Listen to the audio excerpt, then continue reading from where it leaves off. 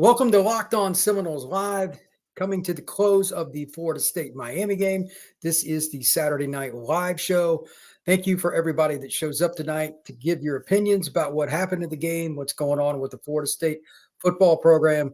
And I just want to say again, this is a lot of fun to do. Please come and check us out every chance you get. And I always appreciate when you come in. Today's show is brought to you by FanDuel. Make sure that you check it out because FanDuel right now has a chance for you to download their app and you can get $5 on your first bet and you get $200 in bonus bets guaranteed when you do it. Visit FanDuel.com to get started. All right. I just want to share some of my thoughts real quick before people start coming into the chat. Here's the number one thing that I'm happy about from tonight. Florida State fought from the outset. Miami comes down, scores right off the bat. They did a nice job. They had a pre-scripted plan. They did a really good job. I think Miami has a very good offensive football team. That being stated, Florida State kicked their butt for a lot of the night in pass protection. Ward was under pressure a lot. There was a lot of holds not called. They still got 4 or 5 sacks. There's about 7 minutes to go in the game as I'm sitting here watching a little bit of it unfold. And to be honest with you, I'm not disappointed at all with how Florida State has played defensively. They played man a lot better than I thought, way better. They mixed in some zone and did some different things, but they played man better than I thought. They tackled a little better than I thought they would, but it's still not near where they need to be. Part of that's inexperience. Part of that's Miami just has really good football players, and Cam Ward obviously is a special talent, but they made him move his feet and be off rhythm a lot more than you would normally expect, and that's a really important part of this. Offensively, the game was started by Brock Glenn at quarterback. He was replaced by Luke Kromenhoek. Luke's had a little more success. They've left him in there. I have no idea whether he will be the starter moving forward.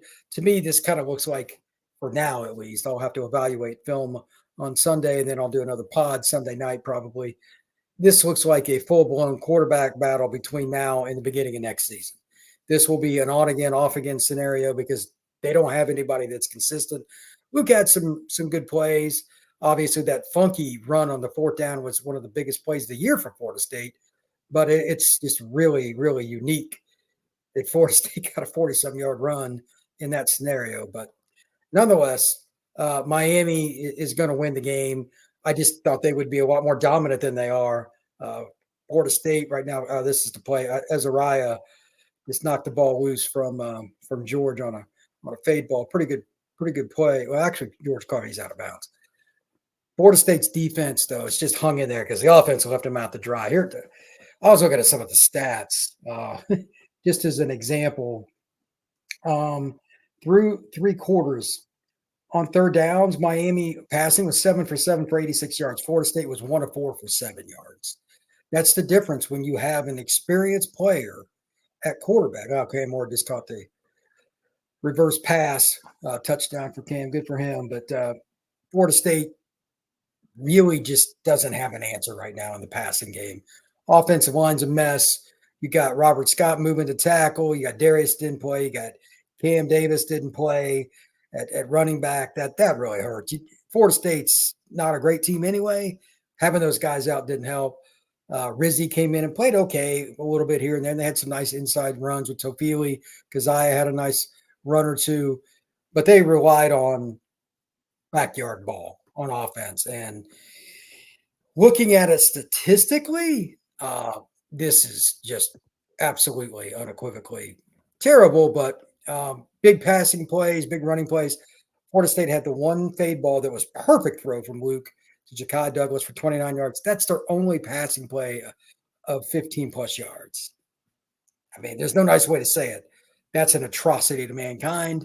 It's what happens when you got freshmen playing quarterback and you're playing against a team that has pure pass rushers like Miami does. But at the same time, right now, between them, 8 of 20 for 78 yards passing. I mean, Florida State's just not in a position to put out a quarterback that is a consistent threat. Kromenhoek's a little better, I think, than Brock, but that's tonight. Rushing, it's a little jaded because of the 42-yard by Luke. 11 carries for 71 yards, but again, 42-yard run on that 4th down play. Really, really weird. Tofili, 6 carries for 26 yards at this point, and Holmes, 4 carries for 15 yards and a score. They did okay in a sense. I mean, they averaged over 4 yards a carry. It's not terrible. Ironically, they averaged more than Miami, but Miami's been more consistent on third down. They are clutch on third downs, and they've got just at this point, the game's close to ending here. They got 9 guys that have caught a pass. 9 guys. That's really hard when you got that many players. Florida State only has one player with more than one catch, and that's Malik Benson, 2 catches for 16 yards, and a total of 7. 4 of those are less than 10 yards. There's just no threat of Florida State throwing the football, which is weird to say because you think about Florida State football historically, they're a top 5 team every year with their ability between quarterback and everybody that catches the ball, right, tight end, and receiver. That's historically the way they've been since the late 70s. Just the way it's always been. But offensive line's a mess. They got too many injuries. They don't know who they're starting. They're basically in spring ball in the middle of a football season. They've had so many injuries and so many guys just not play well.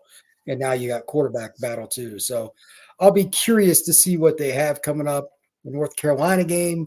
That's going to be a rough game in a lot of ways because mentally it sucks to lose to your rival, but it's a chance to say, okay, we've done this, especially with the defense.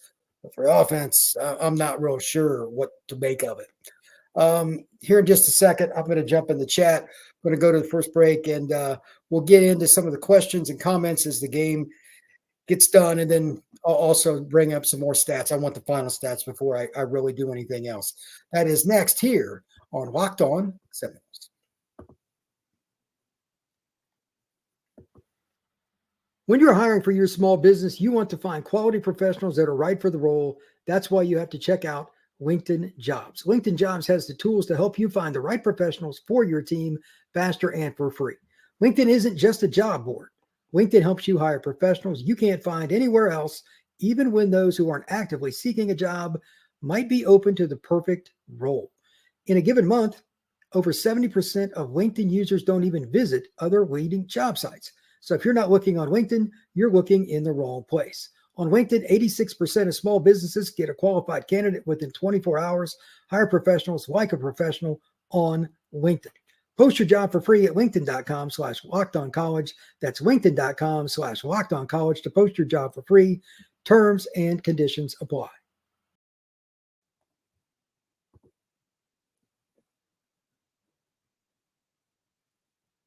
All right.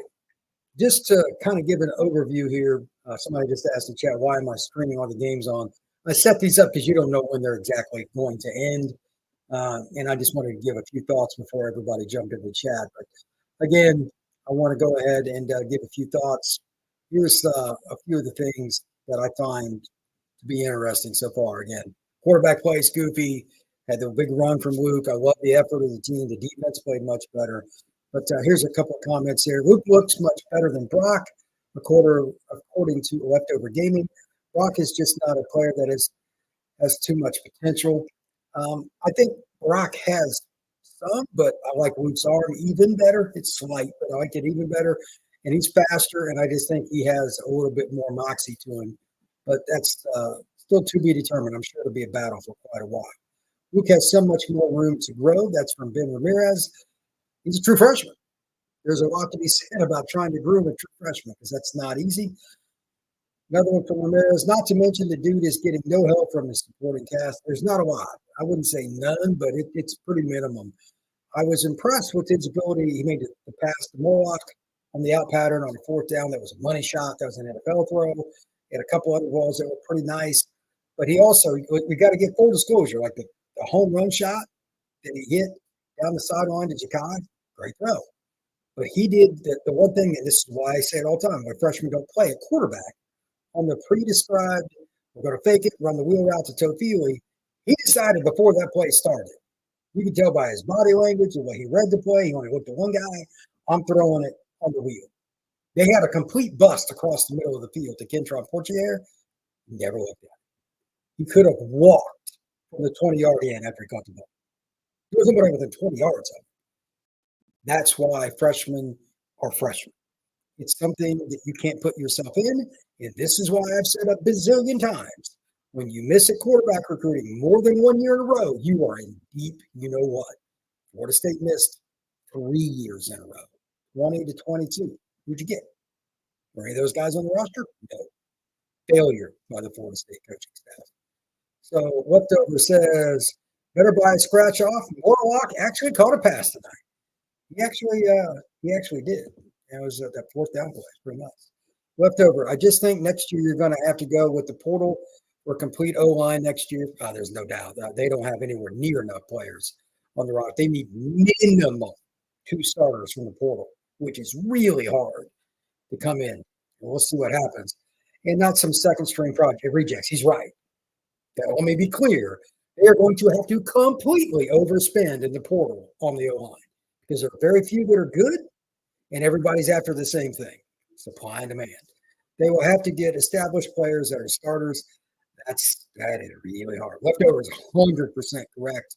Well done there, because that is so true.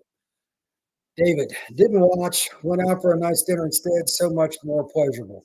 I bet a lot of people have probably said that, to be honest with you, but it is what it is, man. I get it.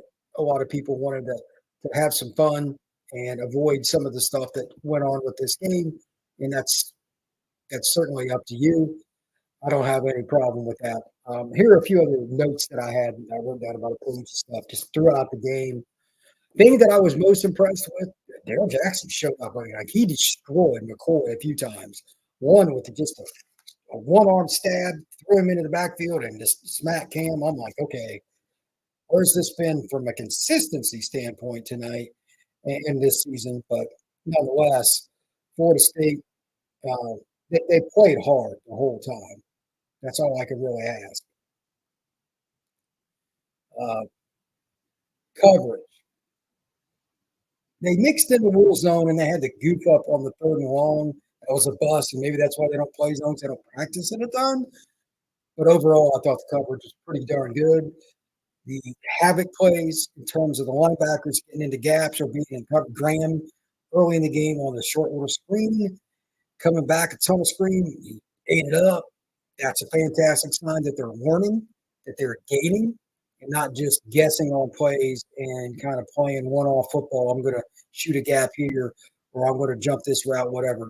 Reading their keys and executing, that is a huge sign. Young players in the second quarter, they did a really nice job. And to be honest with you, that was important. I mean, when Wayne got in the game, he caught a pass. We tried to get one to BJ. It was a little off. That was good to see. I'm happy that you saw Landon catch a pass in the Miami game. Amari would have. It was a nice play by Malinois, that deep ball on 4th down from Luke. Getting young guys in is very, very important. The biggest issue, I'll just say it again, the offensive line is so bad that they're inconsistent on any play. You just don't know what's going to happen. I know they got injuries to the point where you can't completely evaluate it because guys are just moved all over, but it's so bad you can't really run an offense. Even if you had an experience, if you put Cam on Florida State's offense, obviously it would be much better. They would still have drives go backwards because the O-line screws up. That's how bad it is. And then they'll have a play the next play where it looks really good. And the quarterback sits in the pocket, reads it, and throws a pass. Completely random, very annoying, and just ridiculously hard to understand because aesthetically you're trying to focus on something, and then you just see a guy shoot through, get an easy run at the quarterback and run it back. It's very, very frustrating. Let's see here. First downs and the plays in the first quarter, like 81-4 on first downs in terms of yardage. Terrible. Tackling, Florida State didn't have really good answers on how they tackled on inside runs. As I say that, a run from Miami is going for pretty good yardage. Let's see. What else we got? Florida State's got to fix their 3rd down woes. It still comes back to the O-line play, but as I'm scanning stats here, just doing some comparison stuff, looking at all the advanced stats. I mean, this 3rd down efficiency, Florida State is 1 out of 10 on 3rd downs. 1 out of 10. Miami conversely is 8 out of 14. This is a minute or so to go in the game. Um, it's just really bad. Third down passing for Florida State for the game. For the game. Florida State, according to this, is 1 out of 5 for 7 yards. Miami is 8 out of 8 for 89. I mean, there's no way to say it. You're not going to beat anybody with those kinds of numbers. I know it starts up front, but Florida State, I just don't know. They changed a few plays, and I talked about they got to add stuff against teams you haven't seen. It's really hard with new guys, but this still came down to recruiting misses several years ago, and that's why Florida State is in this spot.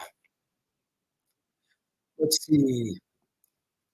David Thatcher says, I guess Luke is quarterback now. That is correct. Right now, it looks like it's going to be his show, but I expect Brock to still play, and we'll see how this goes. I'm out on Brock. Luke from now on. Leftover Gaming says, is Rhoda out for the remainder of the season? I believe so. I haven't heard otherwise.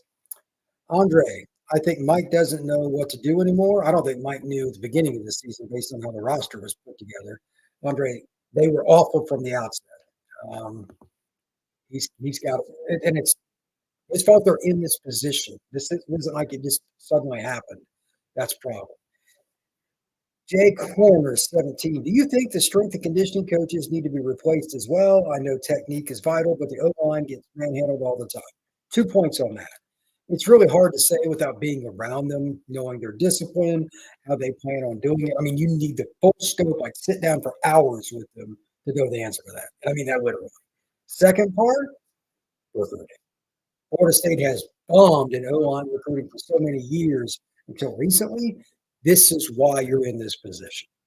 You look at the 20 to 22 classes at quarterback and O-line, there are very few players that are contributing on this football program. Bottom line.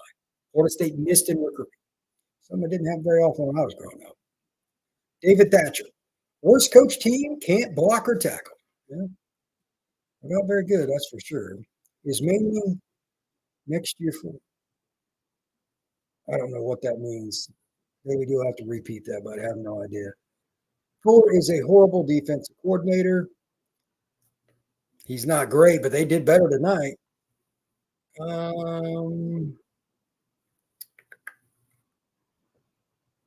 see what else we got.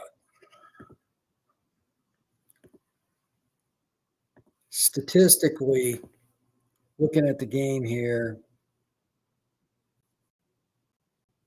Wow. Big plays. Florida State, 4 big plays for 97 yards. Ready for this? Miami, 12 big plays for 223. For the game, Miami's total yardage is 427. So over half their yards came on chunk plays. Florida State, I mean, you're going to give up some to Miami. I get it. They've got really good talent. But this kind of just shows once again that you don't have the ability to be consistent mentally in playing defense, tackling, and that's part of it. So it is what it is. I don't have a problem, by the way, before anybody asks, Miami scoring the late touch. They're running the ball, and they just ran over Florida State. So that's on Florida State, not Miami. Big plays. Here are the big plays for Miami. They haven't done much in the passing game. 20, 21, 16, and 21. That's it. If you'd have told me that before the game, I'd have said you were on crack. But it's the big rushing plays. 13, 13, 14, 10, 18, 11, 53, 13, and 12. Florida State just couldn't stop them in the middle. Miami can run the ball with their O-line. Their pass protection leaves a lot to be desired. So speaking of that, I'm going to go to the defensive stats here. This is a little bit surprising. Florida State's defensive line, again, they didn't play well against the run, but they got 4 sacks and 5 tackles for loss. The biggest disappointment probably on defense, again, this is another game they didn't get a turnover. They got 3 turnovers for the year. For the year. There are teams that get 3 turnovers in a quarter or a little more. They have it for the season. Man, it's just mind-blowing. Sacks, Miami's got 3 sacks as well. They only got 4 tackles for loss. So that's the one bonus out of this game. But I know that's a pretty big minimal thing to say. Let's see what else we got here. Let's see, leftover. I really just hope Mike does the right thing and gets rid of Atkins. It really just starts and ends with the offensive line, and the trenches have been just atrocious this season. We need a new coach there. Let me make a basic statement right here on Atkins right out the gate. It's not a matter of whether he needs to be fired. It's almost guaranteed. It's partially just new blood. He hasn't been able to recruit consistently. This year, he's actually recruited better, and they're terrible up front. It's bizarre. They've got a good recruiting class in one, legitimately, a really good one. Can't explain that. But you can't be in year 5 and get to this point when you know that the position that takes the longest to develop is O-line. You missed and missed and missed. And you went after the right guys. They just didn't get it done. It was the O-line coach, Atkins. Whose fault there? Atkins. It's not a question of whether he's fired. Now, let me just say this now. For any reason, if Florida State does not rid itself, I don't care if you call it fired, let go, he found a job somewhere. If he is back next year, I will have a full episode on nothing but how the entire, from the president of the university through Mike Norvell, all failed. And I will go into great detail with statistics, who, what, when, where, and why. When you bypass taking the cheap route, when you go around getting, because you're going to spend more money by firing him. You got to pay his contract, like it or not. That's how this works. And then you got to overspend to go get somebody else because nobody wants to come into a sinking ship. They're in a bad spot. I get it. You still have to do it. If they bypass and they allow him on the staff, among other coaches, I will go ballistic. Ballistic. But it's a good question. I don't know if they will or won't because I get the impression that Norvell is a very loyal kind of guy. But I've got a couple sayings about coaching and the profession in general. Here's one you need to know. Show me a head coach that is consistently loyal to his staff, and I will show you a head coach that is soon to be unemployed. That's horrible to say, but you have 10 guys plus all the back office stuff too.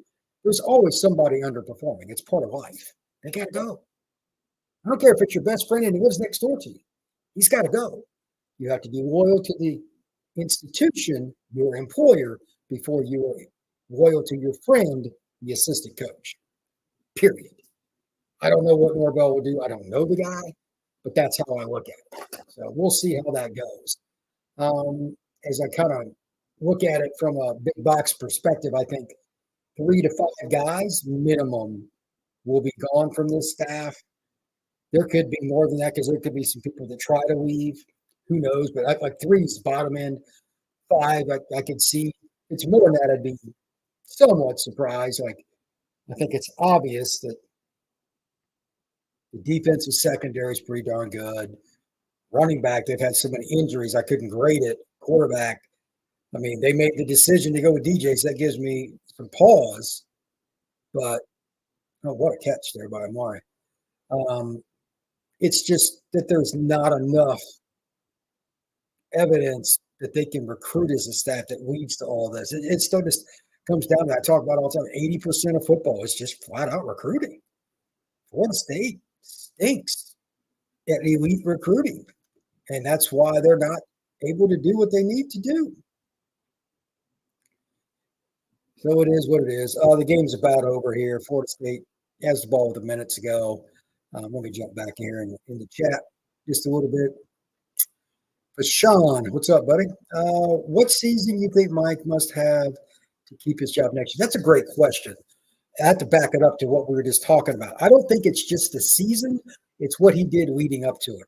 Who he gets in the portal, who he fires, and who he hires. All those things. He's got a lot of points to go through.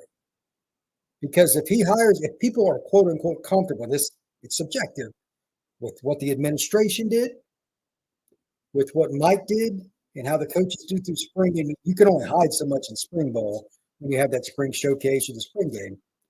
When you have that, if people aren't comfy, and I mean really comfy, coming out of spring ball, it'll be fine line. I think 7 wins would be minimum, and I don't know where that's going to be because they're going to have so much turnover. I have no clue. They could be 3-9 next year. They could be 8-4. No idea. This roster is going to look massively different, especially up front because they're going to lose several senior linemen, first or second team, and DJ's not going to be back. Malik Benson, I don't think will be back. They're going to have a lot of guys different. So that's a great question, but I really don't know the answer right now. David Thatcher, will Miami fall off like FSU next year? No, and here's why. They're going to lose Cam Moore, but they've recruited in a more balanced sense. O-line, they've recruited extremely well from the high school ranks, and then they supplement it with the portal.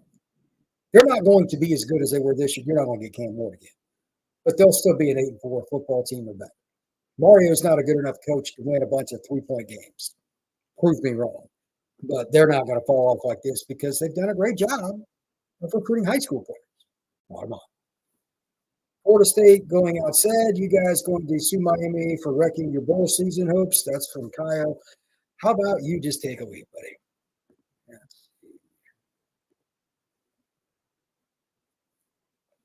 Is Glenn in the portal by Florida game? No, I doubt that. Ron Dugans will need to go as well. He could be. The receivers haven't done well. But I mean, I don't know how much of it is Ron. I mean, if the ball hits you in the hands, that's not a coach. You're taught that in 5th grade. 2 hands, hook the ball in, run with it after you've secured it and put it away. That's it. Florida State struggles with that more than anything else. So I don't know. Christopher, if Mike does not fire someone from the coaching staff, he will be fired the same year. If money is an issue, I hate to say, bring Prime in to make the money up for Mike's contract. I have a lot of thoughts on Prime that most people probably won't like, but I don't think he is the answer. It's a very long conversation, but the tipping point of it, and the biggest one, is just not negotiable. For those of you who do not know, because of his physical ailments, he's got a foot problem. He had part of his foot removed, literally. He doesn't get around well. Well, in conjunction with that, he doesn't travel to the in-home visits for these recruits, from what I'm told, only a few. You can't ever miss an in-home visit. You've got to be constantly on the road.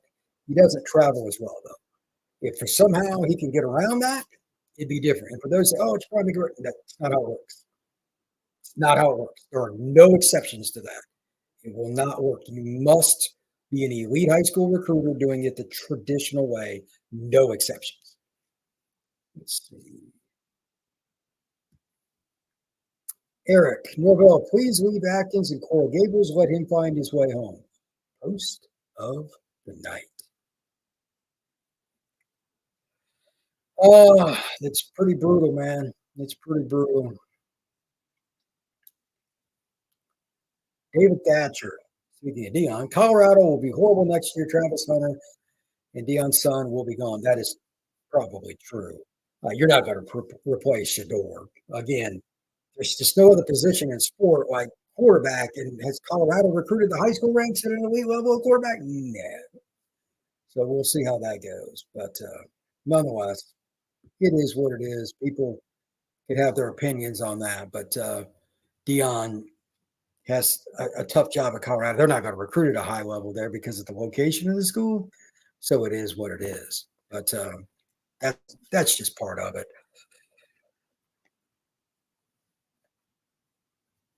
Yeah.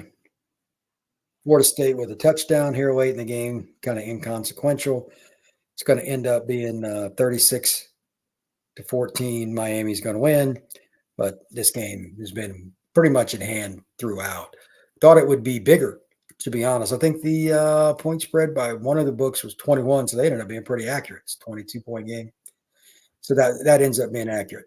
All right, now that the chat's going to start filling up a little more, a couple of points that I want to make to anybody in the chat now or coming back.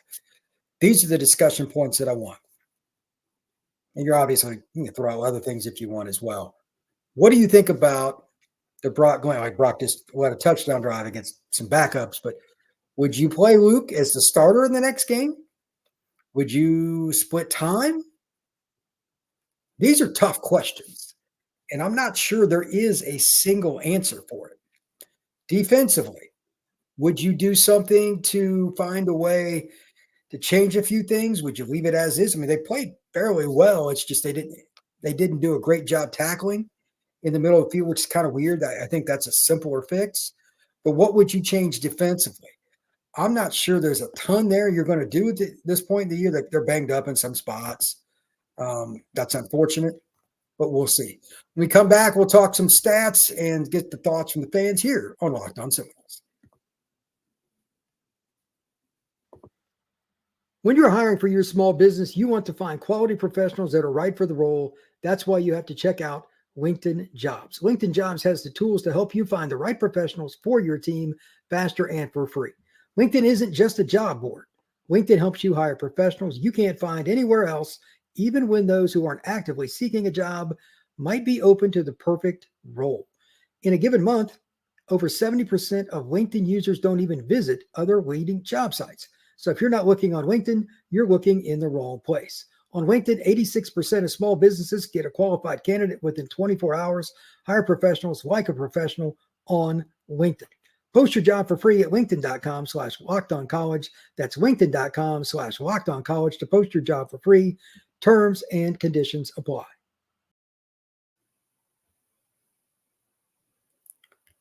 All right, let's get back into the chat.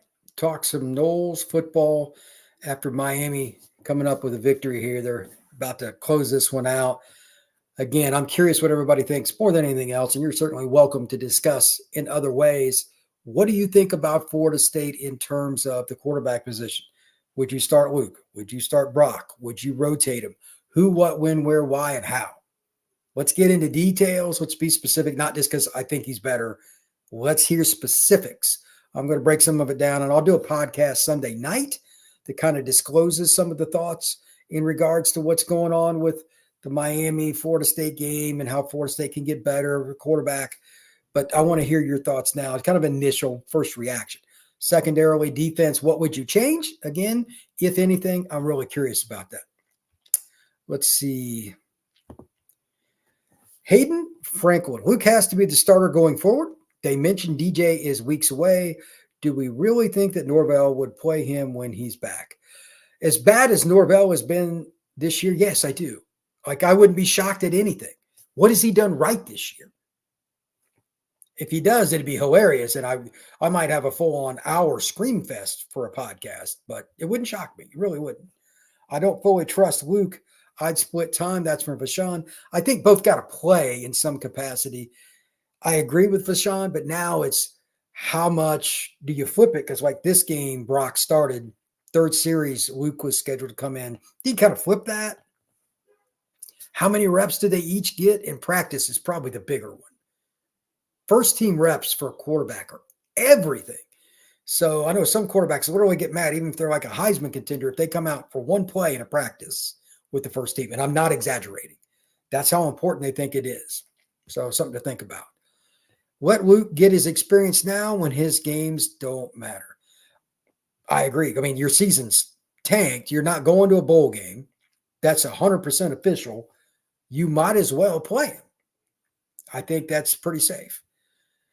Georgie, Mike has had this come to Jesus meeting this season with these results. There's a difference between two good seasons with the right group and the elite program that are always competing for a championship. Yeah, I get that. I just don't know if he understands what it takes to get there. Let me be clear on this. Georgie's right about, he better have a come to Jesus moment. But to fix it, it's recruiting. They're not good at it. They need to fix what they've proven they're not good at. That's a problem. Georgie also says you can never be content, especially when there's obviously flaws. No argument. Eric Lufros, how many players do you think Norvell will ask to leave, and how many players do you think Florida State will add from the portal? I don't know how that, who's getting pushed out and all that. I have no idea how that works. That's a case-by-case basis. I'm not going to put a number on it, but there are going to be kids that he's probably going to be like, you either got to do X, Y, and Z or you're gone, like off the field, academically, socially, team practices, workout, like every little thing. They're probably going to be pretty harsh because their jobs are on the line. They're in a lot of schools, like if this happened to Bama, he'd get fired. Even after the year after, they get fired. It's different there. They got different money. Florida State doesn't have the same money. That's one of the reasons he's not going to get fired. But you do this kind of crap year 2 in a row, you gone.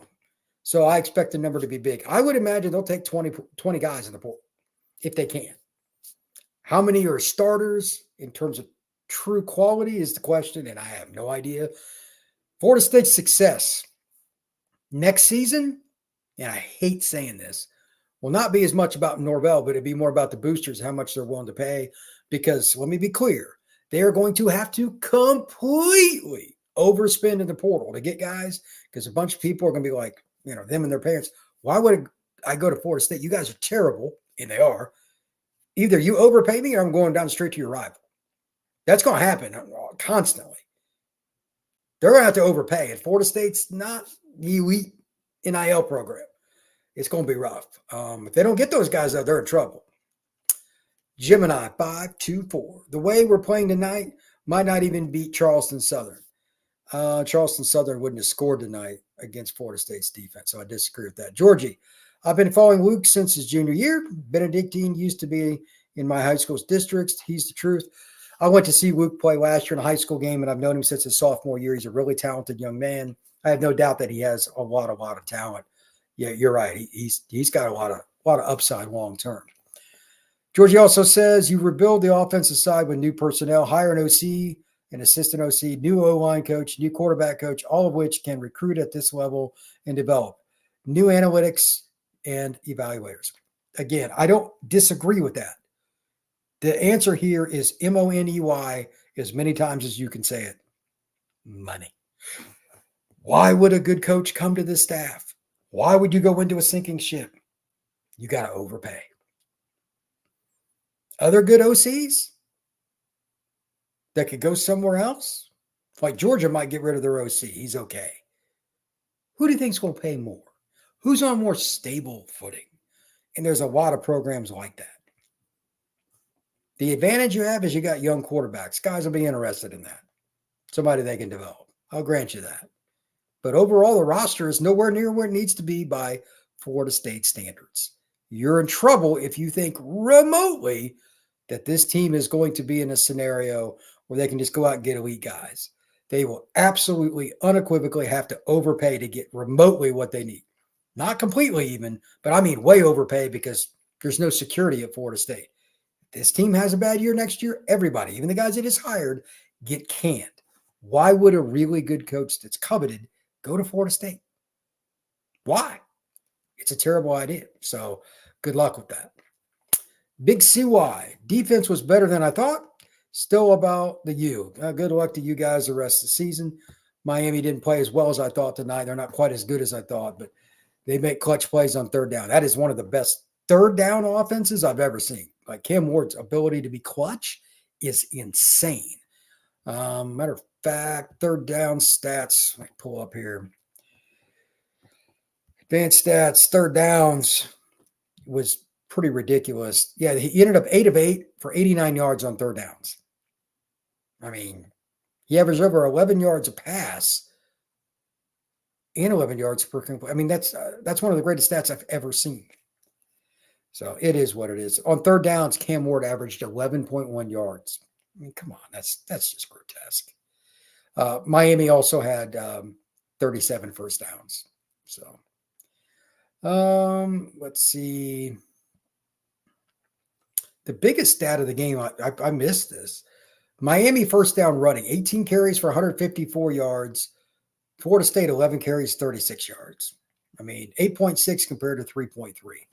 That is brutal. Matter of fact, that's embarrassing. Let's see. Georgie, on defense, you keep Surtain. Obviously, Surtain's really good. Ask Odell how much he wants to keep going. Fuller either needs to be let go or he needs an assistant. I'll just say this. I think Fuller's a better than average coach, but if your true objective is to win a national title, he's not the answer. He's a good coach. He'll get you to 8-4, 10-2 pretty consistently, but the reason Florida State had the year they did in 2023 was special, elite, in-the-moment, clutch plays by offensive skill players. Their offensive skill last year, player to player for any team in the country in terms of clutch, kind of like Miami this year. The receivers, obviously, 2 of them go to the NFL. You had a unique unique H-back / tight end / receiver. Nobody could cover. And you got guys like Ja'Kai that could be single covered all the time, now are lead guys. Their offensive skill talent's why they made it over the top in those close games. David Thatcher. You help turn FSU around as offense coordinator, you get head coaching job. That might be the case, but I'm just telling you based on firsthand conversations with coaches over the years, that's not how it works. Turning them around it sounds great, but it's not the safe play. If you're an elite coach that's coveted by a lot of schools, and I'm sure Florida State will go after whoever they think the top guys are, why would you pick Florida State over another school that's already good, that's already going to bowl games, it's in the playoff contention, when Florida State's going to win like 2 games this year? Why? It's just not how it works. You have to look at it from their perspective, not you being a Florida State fan. I know that's really hard, but that's how this works. And again, this is not my information. This is for me talking to coaches over the years. They're not going to take risk when there are millions of dollars at stake. No way. We suck on both sides. Fire all coaches. Okay, that's not realistic, JP, but I appreciate that. Georgie, I met Bobo when I was younger. I'm not sure you'd have to overpay for him unless Kirby keeps him. Well, that might be true, but he's not a very good coordinator. They got so much talent at Georgia, it's insane. They're still not consistent. I wouldn't hire him either. Peanut, at least y'all safeties played well. Go Canes. I thought Florida State kept things in front of them. Like Miami legitimately struggled to get the ball down the field. The game plan worked out. They did some combo coverages, some man, cover 2 behind it. They played a little zone. They mixed it up a little bit. But more than anything else, Florida State played good man coverage. They way surpassed my expectations there. Frank Biddle. Should Atkins go back to just an offensive line coach? No, and here's why. He's not good at that either. Their offensive line has been a mess. No, he has to go, period. Get him out of Dodge. Norvell. Not elite coach. He fooled us. That's from JP. 100%. Name a team in the history of college football that was that high in a year to the level they're at now. I can't do it. Eric. Frank, no. Atkins has to be the first person to get fired. No argument. JP, we need Manny Diaz. As a defensive coordinator, he's unbelievable. As a head coach, Is it players or scheme on offense or both? A little of both. I would say it's more players because they screwed up recruiting so bad. You can't run basic running plays because you don't have the right talent. And the injuries of, again, I just want to state this. They've had so many injuries again this year. It's 2 years in a row with the offensive line. They have no chemistry. You have no chance. You cannot lose a future NFL guy going to a training camp at left tackle and then go play Miami on the road. That is never a recipe for success. You had Rizzi out there playing, like first time he's really played this year significantly, if I remember correctly. It's the Miami game? That's never good. Fuller's philosophy on defense was in question early last year. The concept is there, but it relies too heavily on there being good players to compensate for miscues. My thing is, like he's been there the whole time, and under Novell, they're too much boom or bust. There's too many mental errors with his teams, and it gets him in trouble. I don't know why that is, but it's been consistent. Maryland, 1956. Okay, Georgie, I don't know what you're being serious, but that's the whole point. Like, it's embarrassing that Florida State is this bad the year after they had an undefeated regular season and won the ACC title game before everybody realized they weren't going to the playoff and everybody turned pro and whatnot. So it is what it is. Armando Pay, as a Kings fan, your defense exposed our offense a bit. I thought the defense did better. Like the receivers for Miami need to check themselves. They did, like Jacoby George, I thought would have a big game. He got locked down for the most part. Miami still has a lot of talent, but they weren't in sync tonight for whatever reason. Maybe it's just an off night for the Canes. Frank Biddle, we used to rush for 200 yards a game with Atkins just as the offensive line coach. That might be the case, but again, I cannot stress this enough. 80% of college football is the same category every day of the year, 365, recruiting. What has Atkins been very inconsistent with since his tenure began in Tallahassee? Recruiting. The 2021 and 22 recruiting classes. Go look at them. Those would be your seniors and juniors. How many of those guys are contributing right now to Florida State? It is a low number. He was the O-line guy. He's asking them to do too much, and the consistent shuffling of players on and off the field for every play would confuse anyone. We saw this tonight with the illegal substitutions. Part of that's defense, part of that's offense. But the O-line stuff is just all I'm talking about. I don't know if that's what George is talking about here, but my concentration point is very simple. You're not going to win without elite recruiting. When you have guys come out of the game, the next guy's at least close to what the starter was. That's what elite football is. That's what Florida State used to be. They used to have first-round draft picks that were sophomores in waiting that barely played their first 2 years in Tallahassee, that would turn pro after their junior year, at least consider it with 1 year of starting because they had to wait. That ain't happening right now. Failure to recruit is why Florida State sits where they are right now. Georgia, I was talking about the defense, my bad. Yeah, no problem. They rotate a lot. Part of that's guys getting tired.